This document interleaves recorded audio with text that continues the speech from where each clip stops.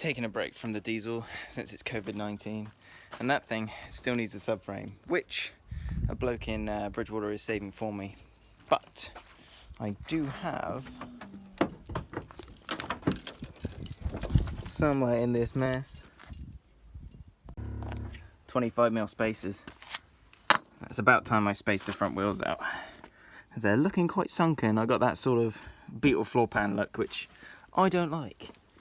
The rear, please ignore the fucked arches,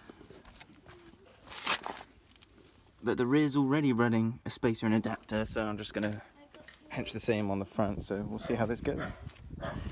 Jack it up.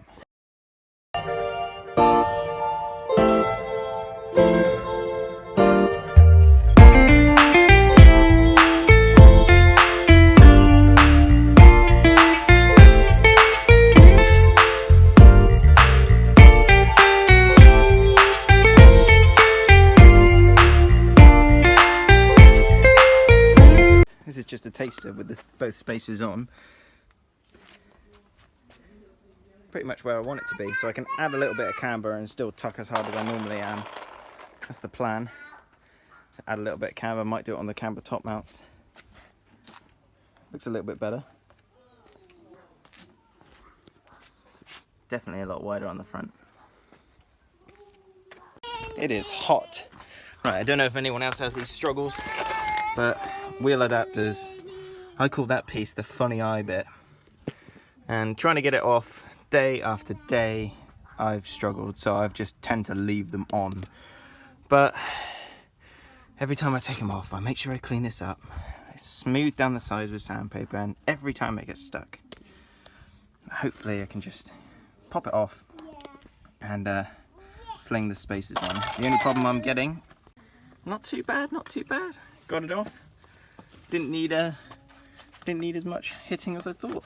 I've struggled with like all 4 of these before, and I swear to God, if some of you may know, the other ones may be a little broken. This is maybe the only one that actually does this, but never mind, let's carry on. Said the wheel well sits in there. It's not completely flush. If you can see it just there, just a smidge. Literally just going to get the grinder out and just smooth the top off. Probably all those little knob jewels on the top, and then we'll be good to go. So then the other spacer can sit on top of the 25mm. Fun. So that's done. I've just shaved the top off. Maybe those little like nodules, like I said. Let's see if one fits. I think, yeah, we should be good. Let's try it on the car. Now the adapter. Now this has to sit completely flush to be able to be completely tight, completely kind of safe. So I'm not detecting any touching. So we should be good. Here it is, my mad setup. Please comment if anyone else is running crap like this like I am. But it does give you the extra girth you need. And I'm going to go and adjust some camber on the top mounts there, and hopefully bring it in so it's a little bit cambered, matching the rear, rather than being dead upright like it has been. I think I need to put more camber on it. Yeah. I'm just going to bend the shit out of it. Put some more camber on, because it needs to tuck hard. Yeah. Just going to add a load more camber from the hub, measure it up, make sure it's the same both sides. Because otherwise this just bangs straight into the arch and starts bending stuff. I mean, not that there's much to really care about, but let's crack on. I forgot what it's like working in the heat like this. Not complaining though, it's a lovely day. I mean, all that horrible weather we had over the winter, just got used to day after day being rain, cold, wind. Every day would be crap. But anyway, I've got 3 degrees added onto the front here. It looks like the one, to be honest. It looks like it's just enough to tuck up into the arch. So we'll air it out in a second and check. I've just got to get the missus to hold the phone so I can measure the degrees on this side. There we go. That's better. Tuck it in. A lot tighter. Yeah. Don't really know what it looks like. So there it is.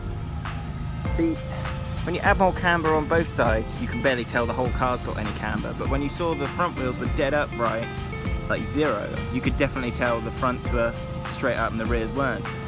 It even made it look like there was positive on the front, which I didn't like. I've got it now and it's real tight. I have to run 50 psi on the front to just be above the top of the rim, and then it doesn't scrape the rims the whole way.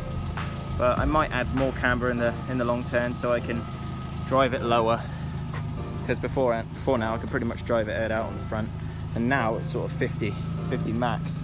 I think it does look better. Mrs. says she noticed, but I haven't really noticed a change. Probably because I've been staring at it for the whole day.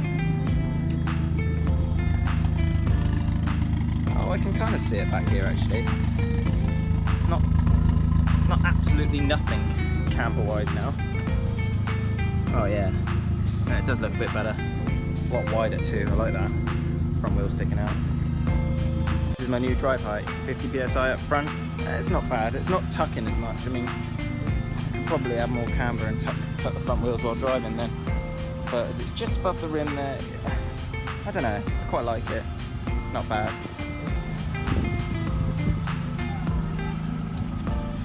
Drives like it did before, just rubbing the tyres on the arches. Now I've got to park it back up.